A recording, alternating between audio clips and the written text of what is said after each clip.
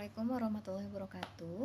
Baik, bertemu kembali di mata kuliah komunikasi bisnis dan topik kita minggu ini adalah teori komunikasi antara pribadi. Jadi di sini ada membahas tentang individu dan komunikasi antar pribadi, memahami diri pribadi dalam komunikasi dan memahami orang lain dalam komunikasi, juga memahami hubungan antar pribadi. Nah, teori komunikasi antar pribadi ini kita mengambil dari teorinya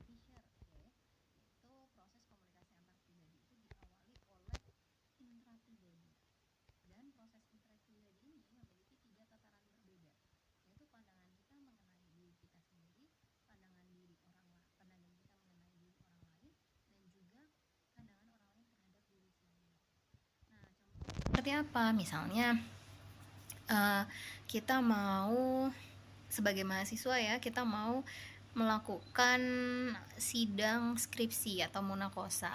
Nah, kita memandang diri kita ya, kita punya pandangan terhadap diri kita sendiri. Aduh, kayaknya aku belum benar-benar belajar deh, kayaknya aku kurang siap deh ya. Kemudian kita tahu kan penguji kita tuh siapa. Nah, pandangan kita mengenai diri orang lain, waduh, pengujinya Pak ini misalnya, Pak ini orangnya ini lagi detail, terus kalau nanya susah. Nah, itu pandangan kita mengenai diri orang lain. Kemudian pandangan kita mengenai pandangan orang lain terhadap diri saya. Kalau aku belum siap kayak gini, mana pengujinya itu orangnya detail, nanyanya juga benar-benar apa istilahnya pertanyaan dasar terkait dengan keilmuan program studinya juga kuat.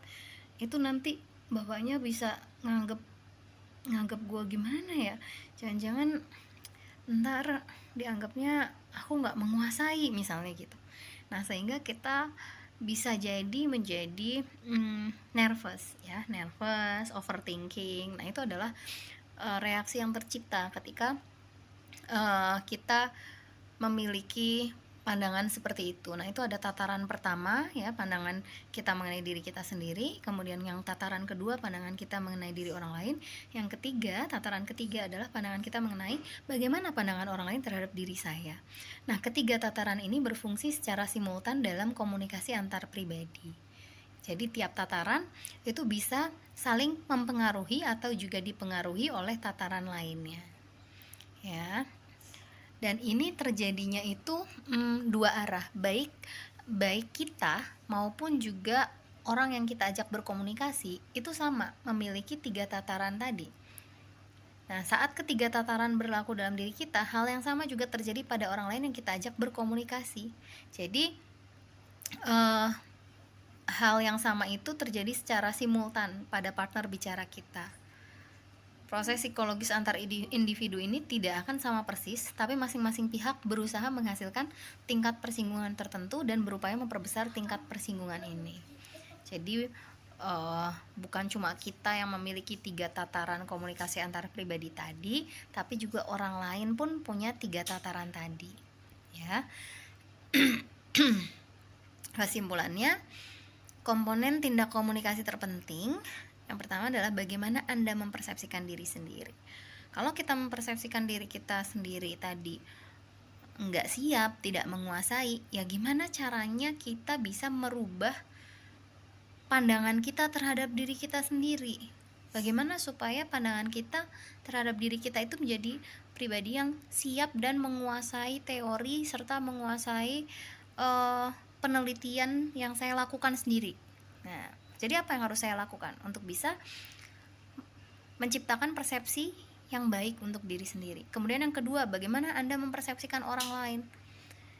Nah, bagaimana kita mempersepsikan orang lain itu juga sangat tergantung dari seberapa lama dan juga seberapa intens kita pernah berkomunikasi dengan orang itu. Kalau misalnya kita mengenalnya hanya di luaran gitu ya, hanya di permukaan, kemudian komunikasi kita juga tidak intens, otomatis persepsi kita tentang orang lain itu bisa dalam tanda kutip menyeramkan atau tidak ramah dan lain sebagainya. Beda ketika kita berkomunikasi secara intens, kita udah punya pengalaman bersama, kita banyak sharing misalnya, itu persepsi kita terhadap orang lain bisa lebih positif ya, atau bisa juga lebih negatif tergantung dari pengalaman kita ketika berkomunikasi dengan orang itu. Kemudian yang ketiga, bagaimana mempersepsikan pandangan orang lain terhadap diri sendiri. Nah, ini tentu saja juga akan mempengaruhi komunikasi kita ya, dan tanggapan kita terhadap komunikasi kita dengan orang lain. Nah, ini ada aktivitas yang sebetulnya mudah sekali untuk dilakukan dan bisa teman-teman lakukan untuk lebih mengenali diri sendiri dan orang lain. Karena kadang-kadang kita ngerasa kita udah kenal diri sendiri, tapi ternyata belum. Kita perlu juga mengenali diri kita mungkin dengan mencari tahu ya dari orang lain bagaimana mereka mempersepsikan diri kita.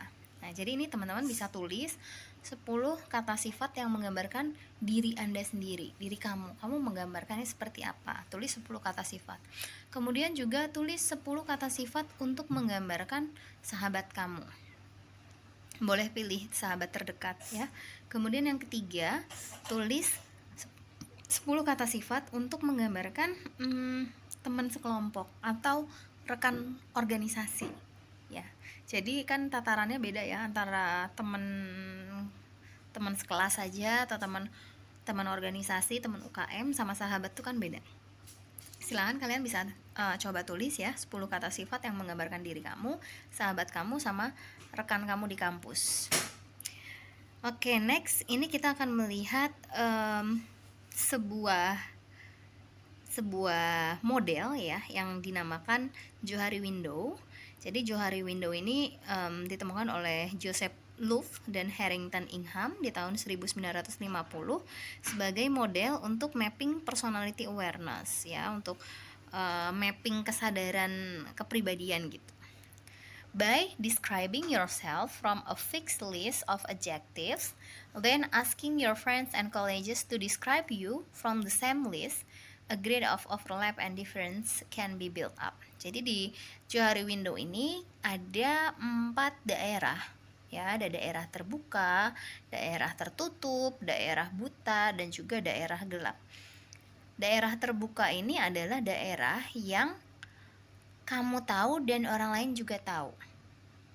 Jadi kamu sadar bahwa diri kamu seperti ini dan orang lain pun tahu juga. Itu namanya daerah terbuka. Kalau daerah tertutup itu kita tahu, orang lain tidak tahu. Kalau daerah buta, orang lain tahu, tapi kita nggak tahu atau kita nggak mengenal diri kita seperti itu, ya. Dan daerah gelap adalah kita tidak tahu, orang lain pun tidak tahu. Yang pertama kita bahas dulu tentang daerah terbuka. Daerah terbuka ini berisi semua informasi menyangkut semua perilaku, sikap, perasaan, motivasi, gagasan yang diketahui diri sendiri dan orang lain. Misalnya, identitas diri yang sifatnya umum ya, seperti nama, jenis kelamin, usia, terus agama atau keyakinan, politik, ya, atau mungkin kalian aktif di organisasi keagamaan tertentu, ya kan. Kalau misalnya kita aktif kan kita sering share di sosial media tentang aktivitas kita di sebuah organisasi gitu ya. Itu kan kita tahu dan orang lain juga tahu. Itu namanya daerah terbuka, ya. Nah, daerah terbuka ini setiap individu itu luasnya beda-beda, tergantung kepada siapa dia berkomunikasi. Kalau kita berkomunikasi ke orang yang betul-betul membuat kita merasa nyaman, kemudian mereka suportif sama kita, nah kita cenderung akan membuka diri ya, atau membuka daerah tersebut itu lebar-lebar. Beda ketika kita berkomunikasi dengan orang yang tidak terlalu dekat sama kita. Nah, ini kita akan menutup sebagian diri kita. Daerah terbukanya akan menjadi mengecil, ya. Nah, daerah terbuka juga berbeda dari orang ke orang lain. Orang yang terbuka, orang yang ekstrovert, cenderung memiliki daerah terbuka yang lebih luas dibandingkan dengan orang yang introvert, karena mereka lebih mudah untuk sharing atau berbagi pengalaman, bahkan berbagi mungkin kehidupan pribadi yang bagi orang introvert ini tidak untuk di-share kepada orang lain yang tidak deket-deket banget misalnya. Nah, tapi kalau untuk orang ekstrovert, dia merasa informasi ini nggak apa-apa kok untuk kita share gitu ya, sehingga orang yang ekstrovert ini daerah terbukanya cenderung lebih luas dibandingkan dengan orang yang introvert. Nah, Menurut Louvre tahun 1970 ya, dia mengatakan bahwa semakin kecil daerah terbuka itu akan makin buruk komunikasi. Kenapa? Karena kita tidak membuka diri dengan cukup ke orang lain. Dimana ketika kita mau berkomunikasi sama orang kan kita harus cukup membuka diri. Ya, kita cukup membuka diri. Kemudian ketika orang mau berkomunikasi sama kita, kita juga harus cukup welcome kan gitu. Ketika daerah terbukanya itu kecil, artinya komunikasinya itu tidak bagus ya. Kemudian komunikasi tergantung kepada sejauh mana kita membuka diri pada orang lain dan juga pada diri kita sendiri ya. Tadi sudah Ibu bahas. Jadi kayak misalnya kalau kita berkomunikasi sama sahabat, kita bisa cerita banyak hal. Nah, itu kan karena kita membuka daerah terbuka kita itu lebih luas kepada sahabat kita dibandingkan dengan mungkin yang hanya teman biasa atau teman so-so aja gitu ya. Jika kita tidak membiarkan orang lain mengenal kita, komunikasi akan menjadi sangat sukar, malah tidak mungkin. Nah, itu betul ya. Kalau kita tidak membiarkan orang lain mengenal kita, ya gimana? Misalnya ada orang yang sebetulnya tertarik untuk menjalin hubungan yang akrab dengan kita, tapi kita menampilkan citra diri yang sulit untuk didekati. Nah, orang lain mau masuk pun akan menjadi sulit gitu. Nah, kemudian kita hanya dapat berkomunikasi secara bermakna bila kita saling mengenal dan juga kita mengenal diri sendiri. Dan untuk meningkatkan komunikasi, kita harus memperbesar daerah terbuka ini gitu. Nah, yang kedua ada daerah buta atau blind self. Tadi daerah buta itu berarti apa? Berarti orang lain tahu tapi kita nggak tahu. Kok bisa orang lain tahu tapi kita nggak tahu? Karena ini biasanya daerah buta ini berupa kebiasaan-kebiasaan yang jelek tentang diri kita yang kadang kita tuh nggak sadar ya. Dan setiap orang ini pasti punya daerah buta dan dia kadang tidak menyadari dan juga tidak dapat mengendalikan. Ada orang yang ketika presentasi misalnya dia sering ngeblank kan, dia ngomong misalnya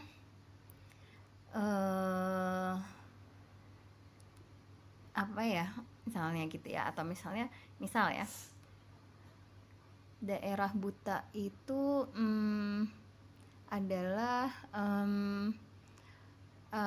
daerah yang diri kita nggak tahu tapi misalnya gitu. Jadi ketika kita presentasi itu kita sering ngomong gitu kan, kadang kita nggak notice ketika kita presentasi, tapi orang lain notice. Bahkan pernah ada teman ibu yang sampai menghitung. Jadi ketika ada teman yang presentasi, ada teman ibu yang lain yang mendengarkan sampai ngitung berapa kali ya dia ngomong kayak gitu tuh sampai dihitungin. Nah, mungkin orang yang presentasi tuh nggak sadar terhadap dirinya sendiri ketika presentasi itu sering ngomong tapi orang lain tahu kekurangannya dia gitu. Nah, itu adalah namanya daerah buta ya, berisi kebiasaan kecil. Misalnya ketika kita stres, kita sering garuk-garuk kepala atau sering gigitin kuku dan lain sebagainya. Kalau kita lagi nervous, kita sering gigitin kuku, kita sering ngapain gitu. Nah, komunikasi menuntut keterbukaan pihak-pihak yang terlibat. Semakin luas daerah buta, semakin sulit komunikasinya. Nah, tapi daerah ini selalu ada pada diri kita masing-masing, walau daerah ini bisa diciutkan tapi sulit untuk menghilangkannya sama sekali. Nah, caranya gimana supaya daerah buta ini bisa istilahnya kita perkecil ya? Artinya tadi kan kita tidak mengenali diri kita sendiri seperti itu, tapi orang lain mengenali, orang lain notice. Caranya gimana supaya kita menjadi mengenali? Jadi dia nggak masuk ke daerah buta, tapi masuk ke daerah terbuka. Kita bisa dengan bertanya sama teman kita mengenai kebiasaan jelek kita, atau kita tuh orangnya seperti apa di mata dia gitu ya. Oh, ternyata menurut sahabat kita gini ya. Tadinya kita nggak sadar, kita jadi notice ketika kita mendapatkan umpan balik atau feedback dari sahabat kita atau orang terdekat kita. Kemudian yang selanjutnya ada daerah gelap. Daerah gelap ini unknown self. Ya, jadi daerah gelap ini kita nggak tahu, orang lain juga nggak tahu. Ini adalah informasi yang tenggelam di bawah alam sadar atau sesuatu yang luput dari perhatian kita sendiri maupun perhatian orang lain. Kita bisa memperoleh gambaran atas daerah gelap berdasarkan sejumlah sumber, antara lain perubahan temporer akibat obat-obatan, kondisi eksperimental atau hipnotis, dan juga depresi akut. Kemudian yang terakhir ini ada daerah tertutup atau hidden self. Daerah tertutup ini berisi semua hal yang kamu tahu tentang diri kamu sendiri, ya, dan orang lain, tapi Anda simpan hanya untuk diri sendiri. Jadi daerah tertutup ini merupakan tempat kamu merahasiakan segala sesuatu tentang diri sendiri dan orang lain. Pada titik ekstrim, ada orang yang terlalu terbuka atau terlalu tertutup. Orang yang terlalu terbuka bisa membicarakan segala hal pada setiap orang. Dia nggak bisa membedakan orang yang mana yang boleh dia share informasi tersebut, orang mana yang tidak boleh mendengar informasi itu. Nah, dia nggak bisa membedakan, ya, tidak bisa membedakan informasi apa yang perlu diungkapkan, informasi apa yang harus dirahasiakan. Nah, itu untuk tipikal jenis orang yang terlalu terbuka. Nah, kalau orang yang terlalu tertutup, dia nggak mau mengatakan apa-apa, bahkan kayak terlalu cenderung menutup diri dengan ekstrim, dengan level yang ekstrim, ya. Mereka mau sih bicara sama kita atau ngobrol tentang diri kita, tapi dia biasanya tidak mau mengungkapkan tentang diri mereka sendiri. Itu orang yang terlalu tertutup. Nah, untuk menumbuhkan kesadaran diri, kita perlu mengenali diri sendiri, memperluas daerah terbuka juga, ya. Tapi pertama kita akan bahas dari yang mengenali diri sendiri dulu. Bagaimana cara kita mengenali diri sendiri? Yang pertama adalah dengan mengurangi daerah buta tadi. Caranya dengan gimana? Dengan melakukan dialog diri. Kita bisa dengan membuat SWOT analysis, ya, dengan strength, weaknesses, kemudian opportunity dan juga traits, ya. Kita bisa menjawab pertanyaan-pertanyaan seperti misalnya, saya tuh siapa, saya tuh kelebihannya apa, saya tuh kekurangannya apa, ya, saya tuh kalau stres reaksinya akan seperti apa. Nah, kemudian yang kedua tadi yang sudah Ibu sampaikan, kita mau mendengar umpan balik atau masukan dari orang lain. Kita tanya ke orang terdekat kita, bisa ke orang tua, bisa ke saudara, bisa ke sahabat. Kalau yang sudah menikah bisa ke pasangan, gitu ya, untuk memberikan umpan balik yang kita perlukan. Dalam rangka apa? Dalam rangka meningkatkan kesadaran diri kita terhadap diri sendiri. Kemudian yang kedua, kita bisa dengan mengamati diri kita yang berbeda-beda. Misalnya setiap orang melihat kita secara berbeda, ya, baik itu ayah, ibu, kakak, adik, teman, sahabat, pacar, itu pasti akan melihat kita secara berbeda. Bagi orang yang sudah menikah, pasangan itu bisa jadi lebih mengenal kita dibandingkan dengan orang tua kita, dibandingkan dengan saudara kita. Nah, setiap orang akan melihat kita secara berbeda. Kemudian lihatlah diri kita menurut sudut pandang mereka. Menurut sudut pandang orang tua, kita tuh orangnya seperti apa. Menurut sudut pandang anak melihat kita sebagai orang tua yang bagaimana. Menurut saudara kita adalah saudara yang seperti apa. Menurut pasangan kita adalah pasangan yang bagaimana, ya. Kita mencoba melihat diri kita menurut sudut pandang mereka masing-masing. Kemudian yang kedua adalah dengan memperluas daerah terbuka. Jadi kesadaran diri ini meningkat apabila kita memperluas daerah terbuka. Ketika kita mengungkapkan diri kita pada orang lain, kita sebetulnya juga sedang mengungkapkan diri kita pada diri sendiri. Nah, semakin luas daerah terbukanya, itu artinya potensi komunikasi bisa terjalin lebih lancar dengan orang lain pun akan semakin besar. Memperluas daerah terbuka disebut juga dengan pengungkapan diri. Bagaimana kita mengungkapkan diri kita kepada orang lain, ya. Nah, ini ada faktor-faktor yang mempengaruhi pengungkapan diri. Yang pertama adalah besar kelompok. Semakin kecil kelompok, semakin mudah kita membuka diri. Ibaratnya kayak kita punya sahabat 2 orang, kita akan lebih mudah membuka diri kepada mereka dibandingkan kita membuka diri sama teman sekelas kita yang mungkin sekelas itu ada 40 orang misalnya. itu kita akan lebih sulit membuka diri ke kelompok besar dibandingkan dengan ke kelompok kecil. Kemudian yang kedua, faktor yang mempengaruhi adalah perasaan menyukai. Semakin kita menyukai komunikan, maka semakin mudah kita mengungkapkan diri. Kita ngajak ngobrol teman gitu ya, atau lawan bicara kita persepsinya gimana terhadap dia. Kalau persepsi kita positif, kita senang ngobrol sama dia, nah itu akan dengan mudah kita mengungkapkan diri kita. Kalau kita nggak terlalu senang atau kayak nggak terlalu ngerasa kita tuh satu frekuensi atau satu vibe gitu ya, itu bisa jadi kita akan membatasi pengungkapan diri kita ke orang tersebut. Kemudian yang ketiga ada faktor kompetensi.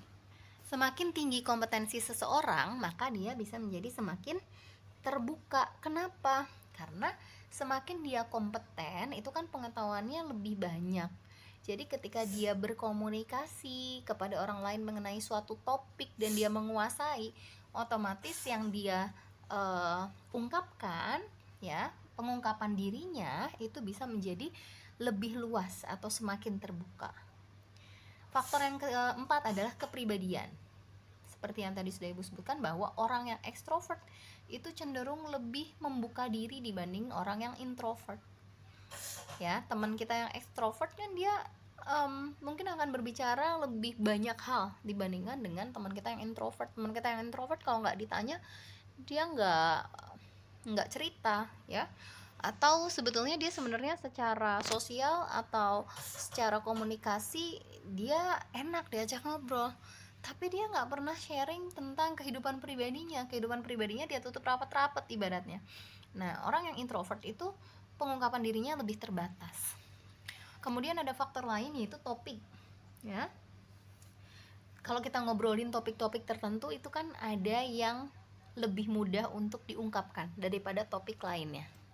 Kalau topik-topiknya berat, kita nggak terlalu menguasai ya, udah topiknya berat, kompetensi kita minim, ya gimana kita mau mengungkapkan diri, otomatis sangat lebih terbatas pengungkapan dirinya.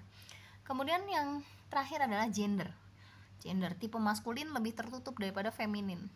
Ya, karena apa? Karena kalau perempuan ya, itu kan kebutuhan untuk pengungkapan dirinya dalam satu hari mungkin dia harus mengeluarkan 20.000 kata. Beda sama laki-laki. Makanya kadang-kadang kita ngelihat kalau misalnya kita punya saudara laki-laki atau kita punya ayah gitu ya, itu kan beda pola komunikasinya dibanding dengan ibu. Biasanya yang cerewet kan ibu-ibu gitu ya. Kalau bapak-bapak ngomongnya jarang, tapi kalau marah, sekalinya marah mungkin dia akan lebih ngena ke kita gitu ya. Karena memang tipe maskulin itu secara pengungkapan diri lebih terbatas dibandingkan dengan tipe yang feminin. Nah, apa sih gunanya kita melakukan pengungkapan diri? Manfaatnya apa? Yang pertama adalah pengetahuan diri. Kita bisa punya perspektif baru tentang diri kita dari orang lain seperti apa. Kemudian yang kedua, kedalaman hubungan. Kita bisa meningkatkan hubungan antar pribadi. Hubungan kita dengan orang lain bisa lebih dalam kalau kita bisa meningkatkan pengungkapan diri kita kepada orang tersebut gitu ya. Kemudian yang ketiga adalah efisiensi komunikasi. Dengan adanya pengungkapan diri yang baik, adanya pemahaman dan pengertian, itu juga kita jadi tahu gimana sih caranya kita harus berkomunikasi sama dia gitu. Kayak misalnya gini, ada pasangan yang perempuan dia sukanya texting atau sukanya chattingan, whatsappan gitu. Sedangkan yang laki-laki dia nggak suka chattingan, dia sukanya ya telepon langsung aja atau video call. Kalau misalnya tidak ada pengungkapan diri masing-masing atau keterbukaan tadi, mereka akan saling salah paham. Yang perempuan akan ngerasa kok dia seharian betah ya nggak ngechat, nggak ngabarin. Sedangkan yang laki-laki ngerasanya yang penting dalam sehari ada komunikasi, dan nanti aja kalau udah malam, kalau istilahnya kegiatan dalam sehari udah selesai misalnya gitu ya, baru saling berkabar malam hari dengan telepon misalnya. Nah, kalau misalnya kita tidak ada pengungkapan diri yang baik, itu kan bisa menjadi permasalahan dalam hubungan ya. Nah, itu contoh manfaat yang bisa kita terima dengan adanya pengungkapan diri yang baik. Jadi kita lebih saling memahami, kita lebih saling mengerti, dan kita jadi tahu bagaimana komunikasi yang efektif dan efisien dengan si A, dengan si B misalnya ya. Misalnya kayak dengan orang tua. Dengan orang tua pola komunikasi kita kan akan berbeda dengan sahabat dan dengan kakak adik kita misalnya, seperti itu. Kemudian selain ada manfaatnya, pengungkapan diri sebenarnya juga ada bahayanya. Bukan bahaya dalam arti tanda kutip bahaya yang gimana banget ya, cuman maksudnya ada peluang bahwa kita itu mengalami rejection atau penolakan ya. Jadi bisa jadi orang lain itu akan menolak diri kita setelah mengetahui diri kita yang sebenarnya, tahu sejarah kelam diri kita misalnya. Dia nggak bisa menerima istilahnya kesalahan-kesalahan yang pernah kita lakukan di masa lalu. Nah, itu adalah resiko yang bisa terjadi ketika kita mengungkapkan diri kita. Kemudian yang kedua, bisa jadi muncul kesulitan intrapribadi ya, bisa menumbuhkan masalah intrapribadi dari pengungkapan diri yang kita lakukan. Nah, ini ada tugas mandiri, teman-teman bisa cari informasi ya. Yang pertama mengenai pedoman pengungkapan diri, kemudian yang kedua adalah pedoman menanggapi pengungkapan diri orang lain. Ini ada kuesioner pengungkapan diri ya. Ada 1-20 item pertanyaan. Misalnya, sikap saya terhadap agama dan bangsa lain. Kalian seperti apa? Pasti membuka diri, mungkin akan membuka diri, tidak tahu, mungkin tidak akan membuka diri, atau pasti tidak akan membuka diri. Nah, ini kalian bisa checklist dari 20 ini, kalian seperti apa sikapnya terhadap 20 pernyataan item yang ada di sebelah kiri tadi ya. Oke, nah ini definisi komunikasi antar pribadi. Ini para ahli mendefinisikan komunikasi antar pribadi secara berbeda-beda. Kalau berdasarkan unsur itu KAP berdasarkan unsur atau komponennya terbagi menjadi ada komunikator, ada pesan, ada saluran, ada komunikan, dan yang terakhir ada efek. Kemudian yang kedua bisa berdasarkan hubungan diadik atau relational diadik. Mendefinisikan komunikasi antar pribadi sebagai hubungan dua orang, misal antara ayah dengan anak, antara suami dengan istri, antara pelanggan dengan pelayan ya, antara orang yang mewawancara dengan orang yang diwawancara, bahkan untuk orang asing yang tersesat dan menanyakan jalan juga termasuk ya. Itu berdasarkan hubungan diadik. Kemudian yang ketiga berdasarkan kualitas pengembangan atau development quality. Mendefinisikan komunikasi antar pribadi sebagai puncak pengembangan dari komunikasi yang sebelumnya bersifat tidak pribadi, yang ditentukan oleh 3 faktor, yaitu prediksi berdasarkan data psikologis, pengetahuan yang menjelaskan, dan juga aturan yang ditetapkan secara pribadi. Nah, ini tadi ya, prediksi berdasarkan data psikologis. Kan tadi ada tiga faktor tuh. Yang pertama, prediksi berdasarkan data psikologis. Dalam komunikasi antar pribadi, kita tuh bereaksi terhadap pihak lain berdasarkan data psikologis atau bagaimana orang ini berbeda dengan anggota kelompoknya. Karena di dalam hubungan misalnya pertemanan, kita kan pasti bisa mengenali kepribadian, karakter ya. Kemudian keadaan secara garis besar psikologis teman kita seperti apa gitu ya. Nah, kita bereaksi terhadap pihak lain berdasarkan data psikologis ini bisa jadi berbeda-beda antar anggota kelompok. Dalam komunikasi impersonal, kita memperlakukan orang lain berdasarkan data sosiologis. Misalnya, dosen bereaksi terhadap mahasiswa A sebagaimana ia bereaksi kepada mahasiswa lain umumnya. Demikian pula sebaliknya. Nah, kalau hubungannya menjadi lebih pribadi, maka baik dosen maupun mahasiswa bereaksi tidak sebagai anggota kelompok sosiologisnya. Jadi ibaratnya gini, kita tahu ya hubungan normal atau istilahnya hubungan standar dosen dan mahasiswa itu seperti apa. Baik dosen dengan mahasiswa yang sedang dia ajar semester ini, ataupun hubungan antara dosen dengan mahasiswa bimbingannya gitu ya. Itu pada umumnya seperti apa? Itu kan rata-rata ya kita akan bersikap, bereaksi kepada mahasiswa dan lain sebagainya ya sama. Begitu juga dengan mahasiswa kepada dosen. Beda ketika antara dosen dengan mahasiswa ini punya hubungan yang lebih dekat. Lebih dekat ini bukan berarti tanda kutip hubungan terlarang, enggak ya. Cuman gini loh, ketika dosen itu sudah mengenal mahasiswa itu lebih lama, kemudian komunikasinya juga enak, bagus. Nah, itu hubungannya itu akan bisa lebih lebih personal ya. Jadi ibu juga ada mahasiswa yang prodi lain, dia mahasiswa dosen pembimbingnya bukan ibu, tapi karena kita udah cukup dekat ya, dulu dia suka jualan makanan, sarapan apa gitu ya, ibu sering beli juga,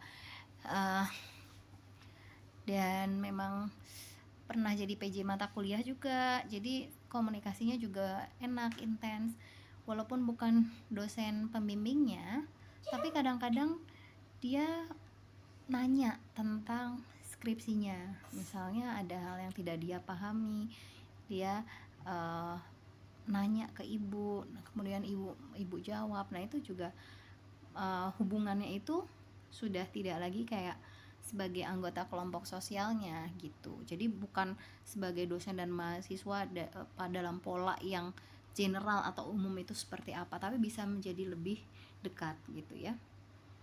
Kemudian yang kedua jadi yang kedua adalah tentang pengetahuan yang menjelaskan. Dalam komunikasi antar pribadi, kita mendasarinya dengan pengetahuan yang menjelaskan tentang masing-masing kita. Misal, dosen tahu bahwa mahasiswa A selalu terlambat setiap hari Jumat. Pengetahuan dosen tersebut itu kan didapat dari kebiasaan. Karena setiap hari Jumat nih si A nih selalu terlambat. Setiap mata kuliah komunikasi bisnis nih si B nih selalu terlambat. Ya, walaupun tanpa penjelasan, tapi karena kebiasaan sehingga dosen tuh jadi notice. Kemudian yang kedua, dosen tahu bahwa mahasiswa A selalu terlambat setiap Jumat karena apa? Ada pengetahuan yang menjelaskan di situ, ya. Karena apa sih sebenarnya si mahasiswa ini selalu terlambat? Jadi pengetahuan itu bisa didapat dari kebiasaan tanpa penjelasan, dan pengetahuan yang kedua, pengetahuan itu bisa didapat dari penjelasan, ya. 5W1H. Kemudian ciri yang ketiga dari komunikasi antar pribadi adalah aturan yang ditetapkan secara pribadi. Dalam komunikasi impersonal, ya, berlaku tata aturan sosial dan budaya setempat. Misalnya mahasiswa dan dosen satu sama lain berperilaku sebagaimana tata aturan tata sosial budaya yang berlaku. Artinya harus seperti apa hubungan antara mahasiswa dan dosen. Kemudian batasan-batasan apa yang harus dijaga, apa yang tidak boleh dilanggar, bagaimana cara berkomunikasi yang baik, ya, bagaimana merespon dengan baik, ya. Nah itu ada norma-normanya, ada aturan sosialnya. Dan di dalam komunikasi antar pribadi yang berlaku adalah aturan yang ditetapkan secara pribadi. Adat kebiasaan sosial tidak penting, individulah yang menetapkan aturan. Jadi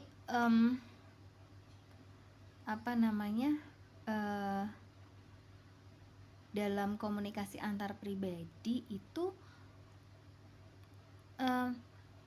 kadang-kadang kan ada dalam norma, dalam tataran sosial, misalnya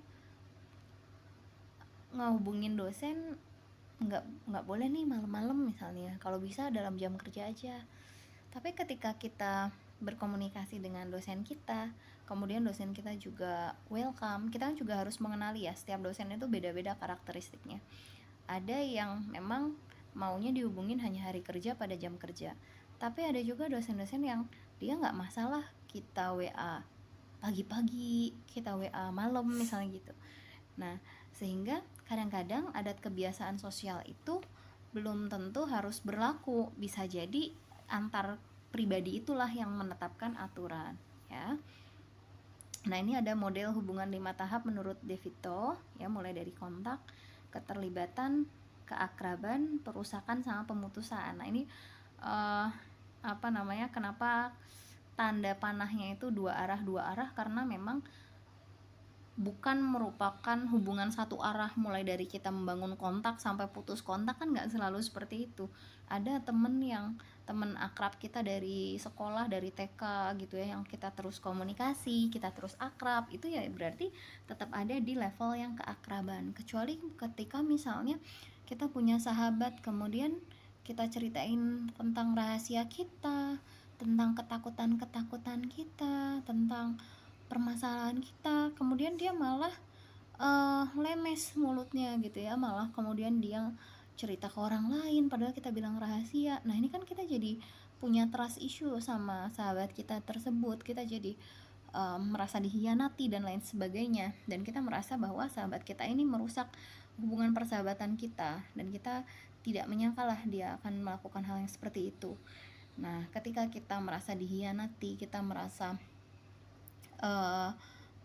hubungan persahabatan ini dirusak, kita bisa jadi sudah tidak mau cerita lagi. Akhirnya daerah terbuka kita perkecil, ya, kita perkecil, dan sampai akhirnya mungkin karena kita merasa sudah kapok gitu ya, kita akhirnya cut off atau memutuskan kontak atau hubungan dengan orang tersebut. Kita cut off, daripada kita berhubungan dengan orang yang toksik dan lain sebagainya, kita keluarlah dari hubungan dengan dia, baik itu hubungan pertemanan, persahabatan, ataupun yang lainnya gitu. Nah, ini model hubungan 5 tahap De Vito. Yang pertama tahap kontak. Tahap 1 itu kontak. Tahap pertama adalah membuat kontak, ya, kita melihat, mendengar, dan lain sebagainya. Menurut riset, selama tahap inilah 4 menit pertama interaksi awal, kita memutuskan apakah ingin melanjutkan hubungan atau tidak. Jadi ketika kita mulai berkomunikasi dengan orang, kita kan kadang ngerasa ya, kira-kira orang ini itu satu frekuensi nggak sama kita, ada kecocokan jiwa nggak gitu ya. Karena ternyata di dalam agama pun ada ya, dibilang bahwa antar jiwa itu saling mengenal. Jadi artinya sebetulnya memang ada kecocokan jiwa, ya. Nah, ketika kita merasa satu frekuensi, kita akan membangun hubungan yang lebih dalam. Mungkin kita akan menjalin pertemanan, lanjut kita menjalin persahabatan gitu. Dan ketika kita merasa bahwa interaksi awalnya ini kurang bagus, kita kan juga bisa memutuskan untuk nggak usah terlalu dekat lah sama dia, misalnya gitu, ya. Jadi pada tahap ini, pada tahap awal perkenalan atau kontak, ya, penampilan fisik itu penting. Kenapa? Karena yang gampang dilihat itu kan visual dulu, yang bisa diamati secara terbuka itu kan visual. Makanya kenapa penampilan fisik itu menjadi penting, karena bagaimana kita berpenampilan itu tuh juga sebenarnya menggambarkan bagaimana kita menghargai diri kita sendiri, ya. Jadi selain penampilan fisik, ada juga instrumen-instrumen lain yang mempengaruhi, seperti misalnya bagaimana sih keramahan kita terhadap orang lain, kemudian gimana intonasi bicara kita, ramah atau enggak, sikap kita bersahabat atau enggak, ya, kehangatan, keterbukaan. Nah, ini juga penting. Kalau misalnya kita suka sama orang ini, atau istilahnya kita ngerasa dia baik, kita pengen hubungannya lebih dekat, ya. Nah, otomatis kita perlu menunjukkan tadi keramahan, sikap bersahabat, dan lain sebagainya. Nah, kemudian kita berlanjut ke tahap yang kedua, yaitu keterlibatan. Keterlibatan ini adalah tahap pengenalan lebih lanjut, ketika kita melibatkan diri untuk mengenal orang lain dan juga mengungkapkan diri kita.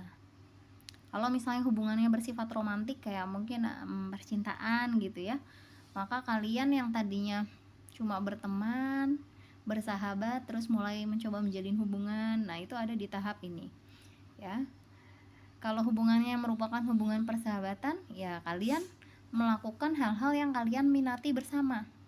Misalnya ibu sama sahabat ibu, kita suka wisata kuliner bareng, kita sering makan bareng karena kita sama-sama suka makan enak gitu ya.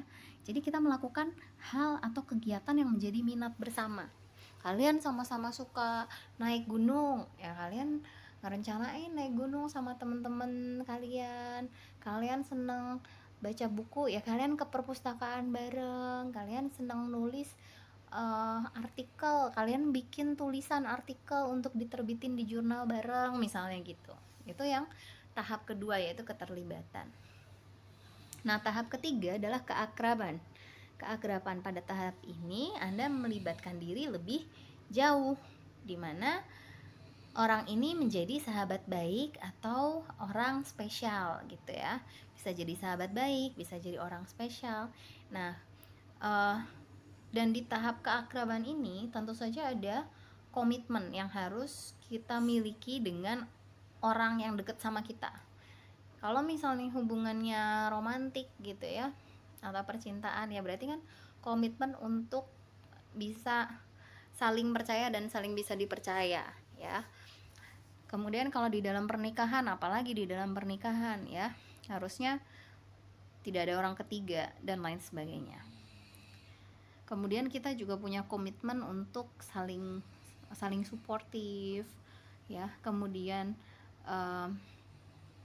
saling berbagi rahasia terbesar, saling menjaga